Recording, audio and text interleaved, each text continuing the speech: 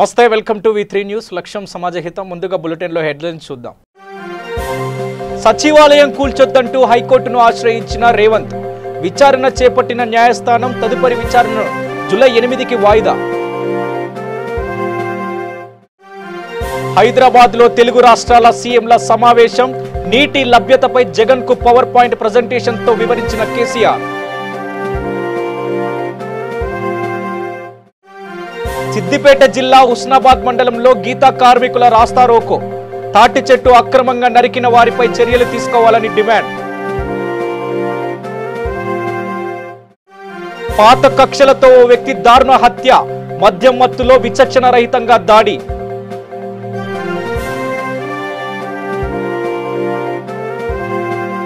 ఇక డీటెయిల్స్ లు చూసినట్టయితే తెలంగాణ సచివాలయం కూల్చివేసి కొత్త భవనాలు నిర్మించాలన్న టీఆర్ఎస్ సర్కార్ నిర్ణయాన్ని సవాల్ చేస్తూ కాంగ్రెస్ ఎంపీ రేవంత్ రెడ్డి హైకోర్టును ఆశ్రయించాడు. ఇక రేవంత్ రెడ్డి పిటిషన్పై ఇవాళ విచారణ చేపట్టిన న్యాయస్థానం తదుపరి విచారణను జూలై 8కి వాయిదా వేసింది. ఈ వ్యవహారంలో అన్ని వివరాలతో కౌంటర్ దాఖలు చేయాలంటూ తెలంగాణ ప్రభుత్వాన్ని ఆదేశించింది. నూతన సచివాలయం నిర్మాణానికి సంబంధించిన ప్లాన్లు ఇతర వివరాలను కూడా తమకు సమర్పించాల్సిందిగా స్పష్టం చేసింది.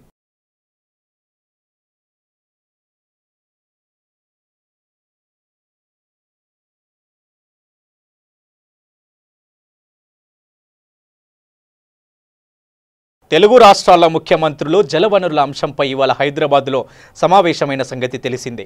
ఏపీ తెలంగాణ మంత్రులు ఉన్నతాధికారులు కూడా ఈ సమావేశంలో పాల్గొన్నారు. ఈ హైల్వెల్ భేటీలో తెలంగాణ ముఖ్యమంత్రి కేసీఆర్ కృష్ణా గోదావరి నీటి అభ్యంతరాలపై జగన్ తదితరులకు పవర్ పాయింట్ ప్రజెంటేషన్ ఇచ్చారు. కృష్ణా గోదావరి నదుల ద్వారా 4000 టీఎంసీల నీటి లభ్యత ఉందని కేసీఆర్ స్పష్టం చేశారు. అందుబాటులో ఉన్న నీటితో 2 తెలుగు రాష్ట్రాలను సుసంపన్నం చేయవచ్చని కూడా ఆయన అన్నారు.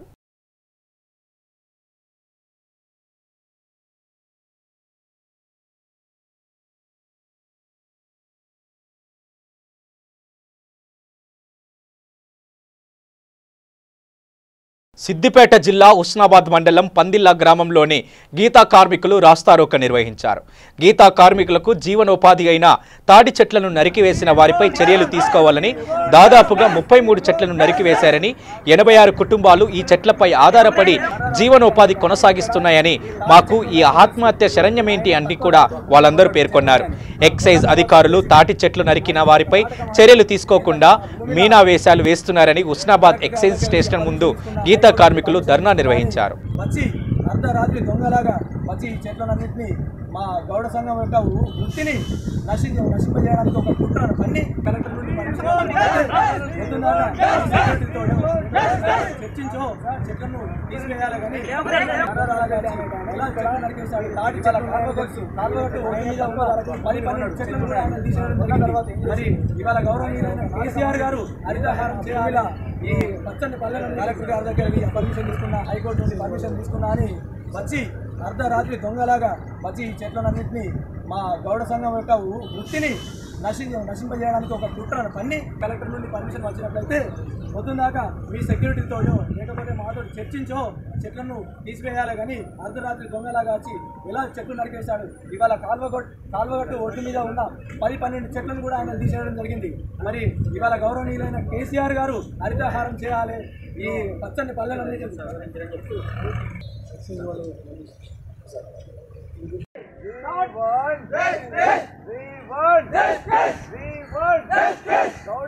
చెట్లు నరికేసిన రాజిరెడ్డిని ఎక్సైజ్ అధికారుల నిర్లక్ష్యం, ఎక్సైజ్ అధికారుల నిర్లక్ష్యం.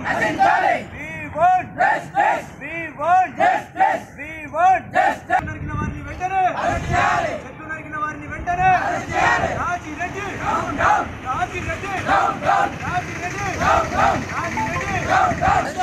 Excise department, excise department, excise department, excise department.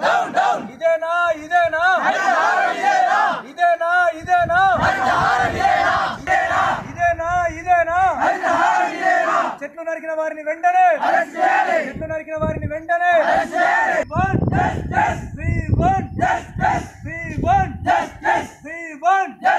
గీత కార్మిక సంఘం, గీత కార్మిక సంఘం, గీత కార్మిక సంఘం.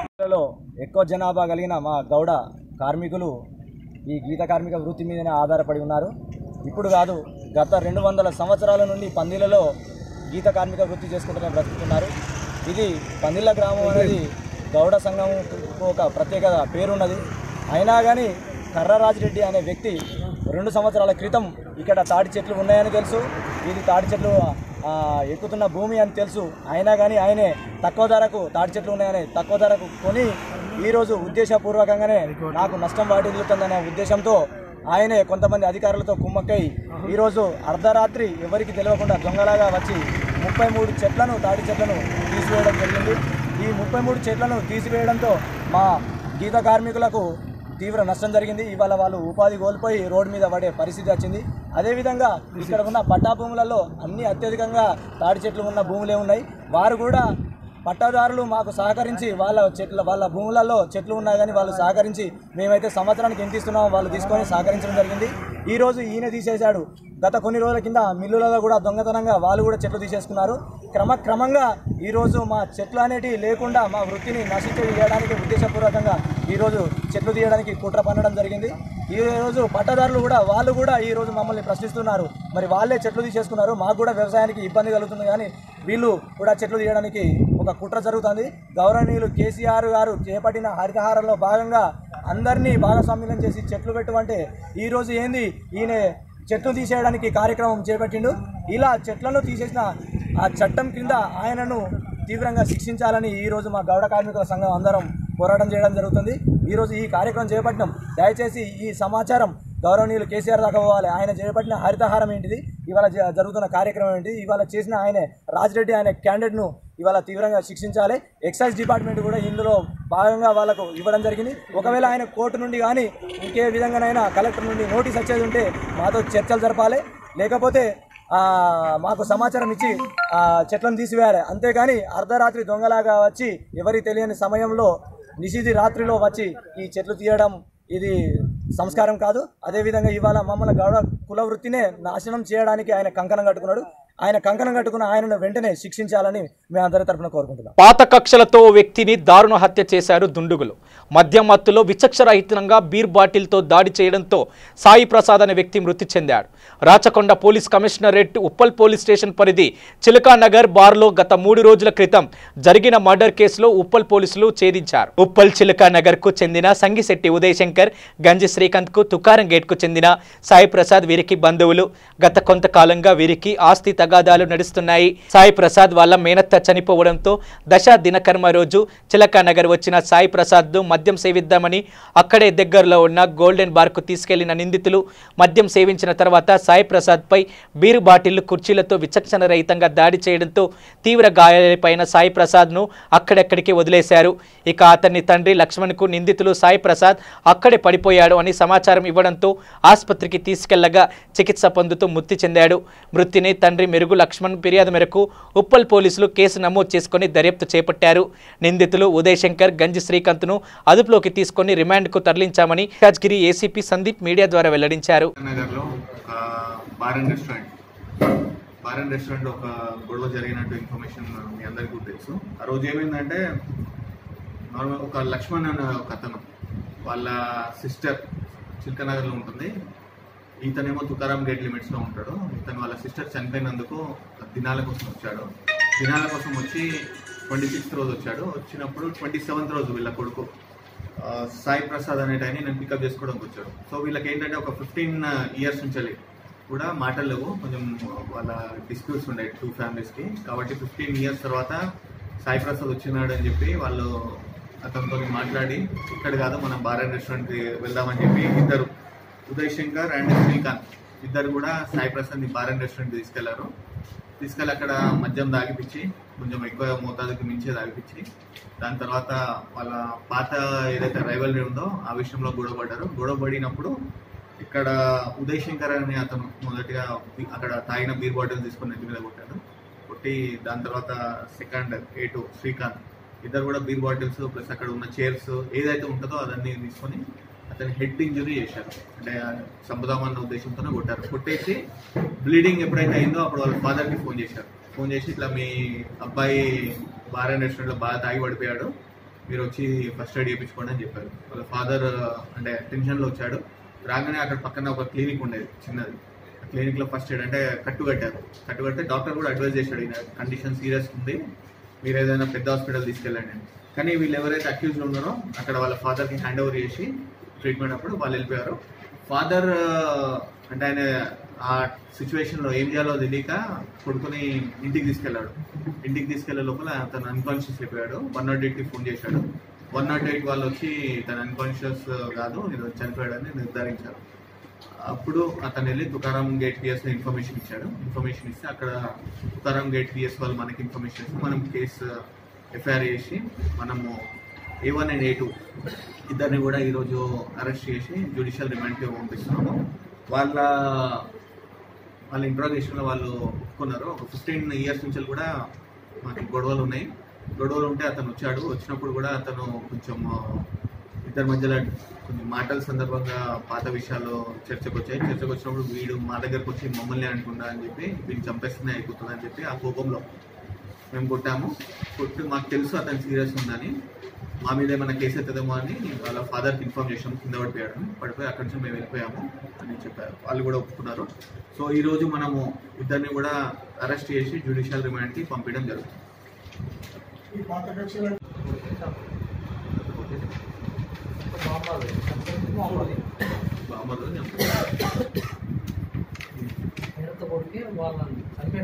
కొడుకు కాలల్లో వీళ్ళ సిస్టర్కి ఎక్కువ భాగం వచ్చిందని అంటున్నారు. అంటే ఈమె కొంచెం పెద్ద మనుషులలో వెళ్ళడము, ఆస్తి విషయంలో గొడవ చేయడం జరిగింది. అప్పటి నుంచి కూడా ఆయన ఇద్దరు ఫ్యామిలీస్ కూడా గొడవపడి దూరం వెళ్ళిపోయి అదే డిస్ప్యూట్ నుంచి 15 years నుంచి కూడా మాట్లాడుకోలేదు. రీసెంట్లీ వాళ్ళ సిస్టర్ చనిపోయింది కాబట్టి వాళ్ళు వచ్చినప్పుడు వాళ్ళ అబ్బాయి A2 ఉన్నాడు. వాళ్ళు ఇదే మళ్ళీ ఇప్పుడు వచ్చారు. మళ్ళీ ఏమన్నా ఇష్యూ అవుతుంది, పాతవి ఉన్నాయి కదా అవన్నీ తీసుకొని వాళ్ళు కొట్టారు. బార్ ఇనిషియల్ బార్ లోపల అయిందండి. బార్ లోపల కొట్టి దాని తర్వాత బయటకు వచ్చారు. కొట్టి వాళ్ళ ఫాదర్కి ఇన్ఫర్మేషన్, అప్పటికి ఆయన పడిపోయాడు, డిసీజ్డ్. పడిపోతే వాళ్ళ ఫాదర్కి ఏమని చెప్పారంటే లిక్కర్ ఎక్కువైపోయి కింద పడిపోయాడు అని చెప్పారు. వాళ్ళ ఫాదర్ వచ్చి ఫస్ట్ ఎయిడ్ తీసుకెళ్ళి డాక్టర్ క్లియర్ చెప్పాడంట, ఇది సీరియస్ ఉంది, మీరు పెద్ద హాస్పిటల్ తీసుకెళ్ళండి. అయినా కూడా వీళ్ళు హాస్పిటల్ తీసుకోక ఫాదర్కి హ్యాండ్ ఓవర్ చేసి వాళ్ళు వెళ్ళిపోయారు.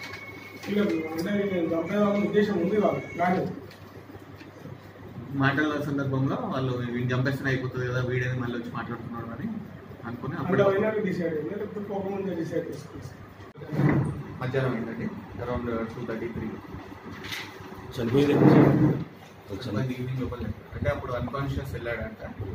అంటే మాకు కూడా అన్కాన్షియస్ అయ్యాక ఇంటికి తీసుకెళ్లేసరికి అరౌండ్ 8 or 9. మంత్రి బొత్స సత్యనారాయణ మున్సిపల్ శాఖ మంత్రిగా పదవిని చేపట్టే మొదటిసారిగా తమ స్వంత నియోజకవర్గమైన చీపురుపల్లి గ్రామాన్ని సందర్శించారు. గ్రామంలో వెలిసిన ఇలవేల్పు ఉత్తరాంధ్ర కల్పవల్లి శ్రీ కనక మహాలక్ష్మి అమ్మవారిని దర్శించుకున్నారు. ఆలయ సిబ్బంది గౌరవ లాంఛనాలతో మంత్రి కుటుంబానికి, ఎంపీ చంద్రశేఖర్ కుటుంబానికి ఘనస్వాగతం పలికారు. ఈ కార్యక్రమంలో సతీ సమేతంగా విచ్చేసిన మంత్రితో ఎంపీ చంద్రశేఖర్, కార్యకర్తలు, నాయకులు, ప్రజలు పెద్ద సంఖ్యలో పాల్గొన్నారు.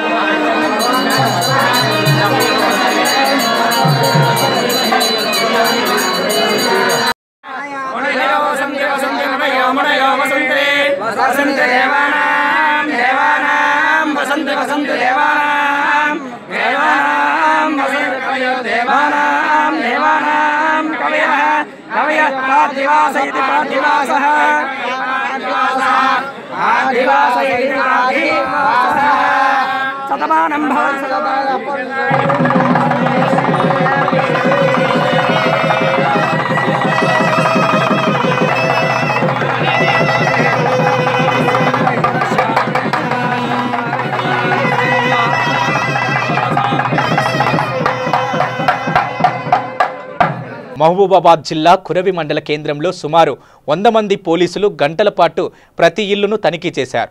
సరి అయిన పత్రాలు లేనటువంటి 50 మోటార్ సైకిళ్లను, ఒక ఆటో, 10 గ్యాస్ సిలిండర్లు, సుమారు 25,000 టపాసులు మరియు 75,000 మద్యం సీసాలు, సుమారు 20 లీటర్ల గుడంబ, 50 కేజీల నల్లబెల్లం, అనుమతి లేని 1 ఇసుక ట్రాక్టర్, గుట్కాల ప్యాకెట్లను స్వాధీనం చేసుకున్నారు. సుమారు 2 లక్షల విలువ గల అక్రమ సొత్తును స్వాధీనం చేసుకున్నారు. ఈ కార్డన్ సర్చ్లో జిల్లా ఎస్పీ నంద్యాల కోటిరెడ్డి, డిఎస్పీ నరేష్ కుమార్, సిఐలు, ఎస్ఐలు, పోలీసులు పాల్గొన్నారు. కురివి పోలీస్ స్టేషన్ పరిధిలోని కురివి మండల కేంద్రంలో ఉదయం 5 గంటల నుంచి ఇక్కడ కార్డన్ సెర్చ్ ఆపరేషన్ చేయడం జరిగింది. ఇందులో ఇక్కడ మాకు అనేక కంప్లైంట్స్ రావడం, గత 6 నెలల కింద ఇక్కడ ఒకసారి కార్డన్ సెర్చ్ చేయడం జరిగింది. అప్పుడు కూడా పెద్ద మొత్తంలో ఈ మెటీరియల్స్ సీజ్ చేసుకోవడం జరిగింది. ఈరోజు కూడా ఇందులో దాదాపు ఒక 50 బైక్స్ ఎలాంటి డాక్యుమెంట్స్ ప్రొడ్యూస్ చేయకుండా వాటిని రికవర్ చేసుకున్నాం. తర్వాత వాళ్ళు కనుక డాక్యుమెంట్స్ చూపించినట్లయితే రిలీజ్ చేయడం జరుగుతుంది. నిన్న కూడా మేము మరిపేటలో ఒక బైక్ అఫెండర్ని పట్టుకున్నప్పుడు దాదాపు 37 బైక్స్ రికవర్ చేయడం జరిగింది. అవన్నీ కూడా అతను దొంగతనం చేసి ఇక్కడ బయట సెకండ్ హ్యాండ్కి అమ్మడానికి వచ్చినప్పుడు మాకు తెలిసింది. కాబట్టి డాక్యుమెంట్స్ ఏవి లేకపోయినా కూడా దాని మీద సీరియస్గా మేము దృష్టి పెడుతున్నాం. అదేవిధంగా ఇక్కడ మనం జిల్లాని కుటుంబ రైతు జిల్లాగా ప్రకటించుకున్నప్పటికీ ఇంకా అక్కడక్కడ కొంత ఈ కుటుంబం నడుస్తుంది, నల్లబెల్లం అమ్మడం జరుగుతుంది. దీని మీద ఎక్సైజ్ అండ్ పోలీస్ డిపార్ట్మెంట్ జాయింట్గా ఆపరేషన్ చేస్తున్నాం. ఇంకా మున్ముందు దీన్ని తీవ్రతరం చేస్తాం. అల్టిమేట్గా మనకి 100% అయ్యే విధంగా దీన్ని అచీవ్ అయ్యే విధంగా చూస్తాం.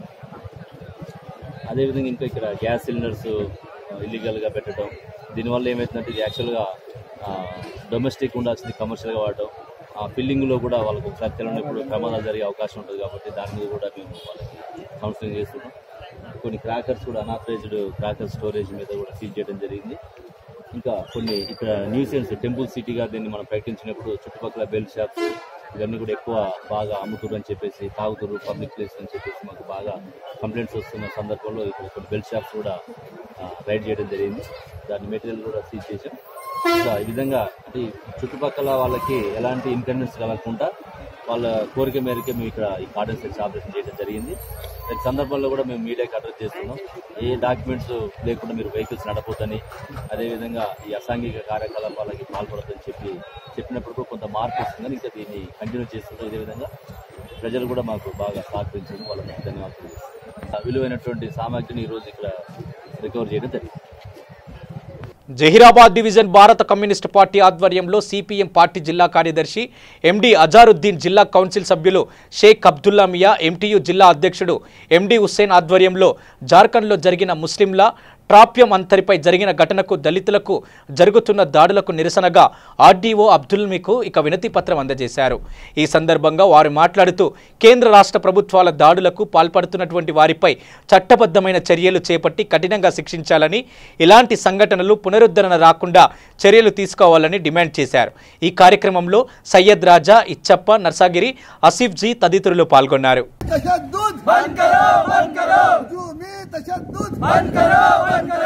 मोदी सरकार होश में आओ, होश में आओ। मोदी सरकार होश में आओ, होश में आओ। हुजूमी तशद्दुद बंद करो, बंद करो। तबरेज़ को इंसाफ दो, तबरेज़ को इंसाफ दो, तबरेज़ को इंसाफ दो, इंसाफ दो, इंसाफ दो, इंसाफ दो, तबरेज़ को इंसाफ दो। हुजूमी तशद्दुद बंद करो, बंद करो। बंद करो, बंद करो।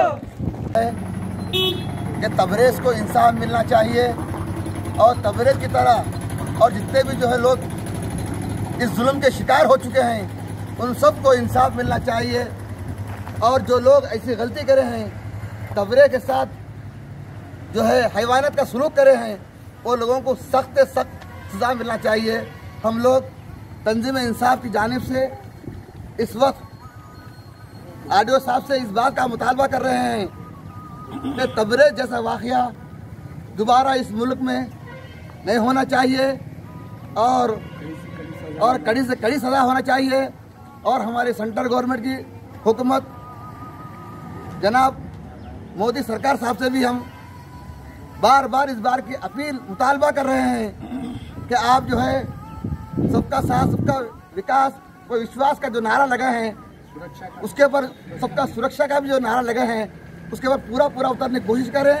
और तबरेज़ के साथ और तबरेज़ जैसे और ये जो हजरात हैं और दलितों के साथ भी जो जुल्म हो रहा है, ख़वातीन औरतों के साथ भी जो जुल्म हो रहा है, उन सब को जो है रोकने की कोशिश करें और जो ऐसी गलती करे हैं उनको सख्त से सख्त सजा देने का हम जो है तंजीमी इंसाफ की जाने से मुतालबा करते हैं। మహబూబాబాద్ జిల్లా మరిపేడు మండల కేంద్రంలోని పోలీస్ స్టేషన్లో ఏర్పాటు చేసిన మీడియా సమావేశంలో జిల్లా ఎస్పీ నంద్యాల కోటిరెడ్డి మాట్లాడుతూ చిన్నగూడూరు మండల కేంద్రం సమీపంలోని ఆకేరు వాగు వద్ద పోలీసులు వాహనాలను తనిఖీ చేస్తున్న క్రమంలో ద్విచక్ర వాహన దొంగలు జలాది కిషం దర్బనోతం నాగేశ్వరరావులను అరెస్టు చేశామన్నారు. ఖమ్మం జిల్లా రఘునాథపాలెం గ్రామానికి చెందిన కిషం దర్బనోతు రావిగూడెం శివారు ధాన్య తాండాకు చెందిన నాగేశ్వరరావులు స్నేహితులుగా మారి వివిధ ప్రాంతాలలో వాహనాలను నకిలీ తాళపు చెవిలతో దొంగిలించి సొమ్ము చేసుకుంటున్నారని పేర్కొన్నారు. చిన్నగూడూరు ఎస్ఐ నరేష్ వారి యొక్క సిబ్బందితోటి వాహన తనిఖీలు చేస్తున్న సందర్భంలో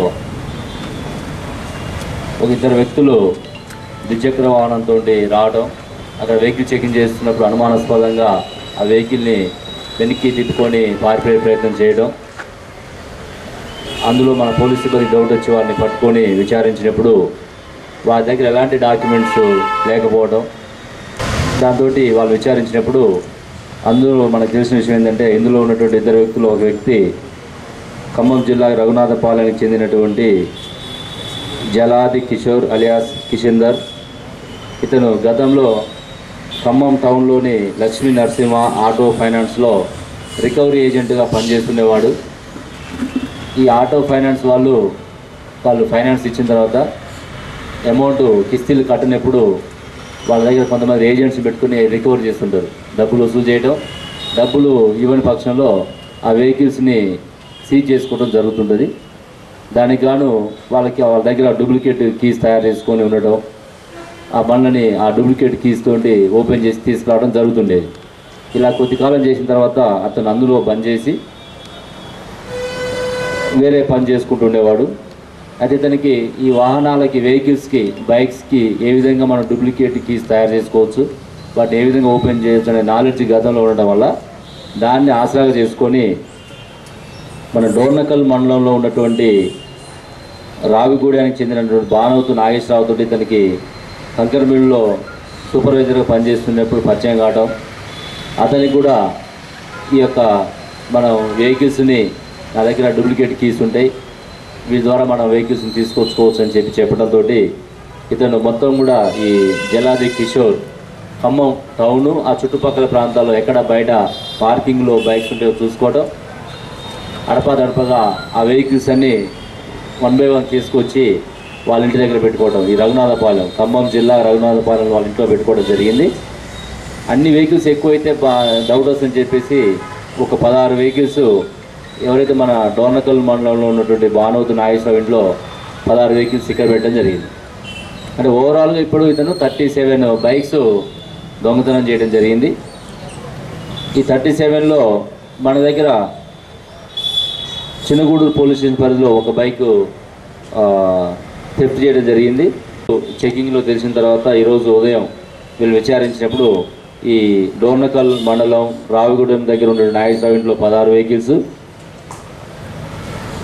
20 వెహికల్స్ రఘునాథపాలెంలో ఉన్నటువంటి కిషోర్ ఇంటి దగ్గర రికవర్ చేసుకోవడం జరిగింది.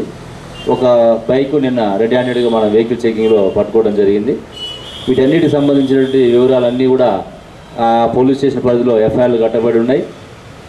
ఇందులో మనం చూసినట్లయితే ఈ మొత్తం 37 వెహికల్స్లో Hero Honda Passion Pro 18 vehicle ఉన్నాయి, హీరో హోండా గ్లామర్ 9 వెహికల్స్ ఉన్నాయి, Splendor plus 4, Splendor Pro 2, Bajaj Pulsar 1, Unicorn 1, Passion plus 1, Hero Honda CD100 1, మొత్తంగా 37 వెహికల్స్ ఉన్నాయి. మీరు చూసినట్లయితే ఒక షోరూమ్ని తలపించే విధంగా ఇక్కడ మనకి వెహికల్స్ కనపడుతున్నాయి. మరి ఇంత మంచి కేసుని డిటెక్ట్ చేయడంలో సిఐ మరిపేడ కరుణాకర్ గారు, ఇందులో CCS CI Venkateswarlu, Chinnaguda SI Naresh కూడా ఇందులో ఇన్వాల్వ్ కావడం, వాళ్ళని విచారించడంలో కానీ, విచారించిన తర్వాత ఈ రికవర్ చేయడంలో కానీ చాలా చాకచక్యంగా, చాలా ఇంటెలెక్చువల్గా వాళ్ళు ఇంటెలిజెంట్గా పనిచేయడం జరిగింది. మరి ఇటీవల కాలంలో చూసినట్టయితే మరిపేడ పోలీసు పరిధిలో చాలా పెద్ద మొత్తంలో మనం ఇది రికవరీగా భావించవచ్చు. ఇదంతా కూడా సుమారుగా 11 లక్షల పైపెచ్చు ఓడుతున్నటువంటి వెహికల్స్ని ఈరోజు రికవర్ చేసి వీటిని కోర్టులో సబ్మిట్ చేయడం జరుగుతుంది. వీళ్ళ మీద కూడా వీళ్ళ మీద గతంలో కేసులు ఎక్కడ మనకి ఉన్నట్టుగా తెలవట్లేదు. ఇంకా మళ్ళీ ఒకసారి పోలీస్ కస్టడీ తీసుకుని విచారిస్తాం. మరి ఇన్ని కేసుల్లో ఇన్వాల్వ్ అయ్యారు కాబట్టి వీళ్ళ మీద పీడీ యాక్ట్ కూడా పెట్టడానికి కూడా వీళ్ళు అర్హులుగా మేము భావిస్తున్నాం. ఎందుకంటే వీళ్ళు ఇంటినే వదిలిపెడితే రేపు ఏ ఒక్క వెహికల్ కూడా ఒక నమ్మకం అనేది ఉండదు, ప్రజల్లో ఒక భయం ఏర్పడే అవకాశం ఉంటుంది. కాబట్టి వీళ్ళని ఇట్లా బయట వదిలిపెట్టకుండా చట్టపరంగా కఠినమైనటువంటి శిక్షలు పడే విధంగా వీళ్ళ మీద చూస్తామని చెప్పేసి మీకు హామీ ఇస్తున్నాం. దీంతోపాటు ఒక 20 క్వింటాల బెల్లాన్ని కూడా మన మరిపేడ పోలీసు వారు రికవర్ చేయడం జరిగింది. చంద్రాయన్గుట్ట ఎమ్మెల్యే ఎంఐఎం పార్టీ నేత అక్బరుద్దీన్ ఆరోగ్యం మెరుగుపడింది. అనారోగ్యం కారణంగా లండన్ వెళ్లిన అక్బరుద్దీన్ 45 రోజుల పాటు చికిత్స అనంతరం తిరిగి హైదరాబాద్కు చేరుకున్నారు. అక్బరుద్దీన్ రాకతో అభిమానులు, కార్యకర్తల రాకతో కిక్కరిరిసిన శంషాబాద్ విమానాశ్రయం ఒక్కసారిగా కిక్కరిరిసిపోయింది. అక్కడి నుండి నేరుగా బంజారాహిల్స్ రోడ్ నెంబర్ 12లో ఉన్న ఆయన నివాసానికి చేరుకున్నారు అక్బరుద్దీన్ ఓవైసీ.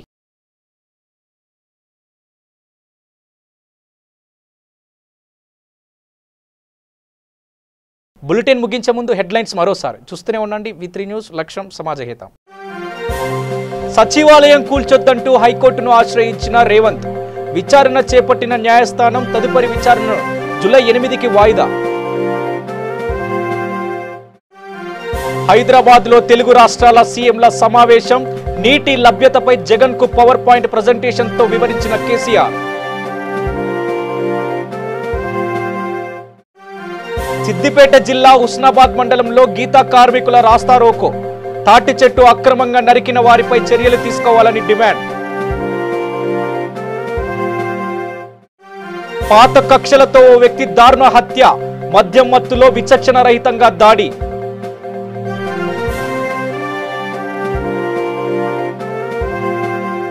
ఇవి బులెటిన్ విశేషాలు. చూస్తూనే ఉండండి V3 న్యూస్.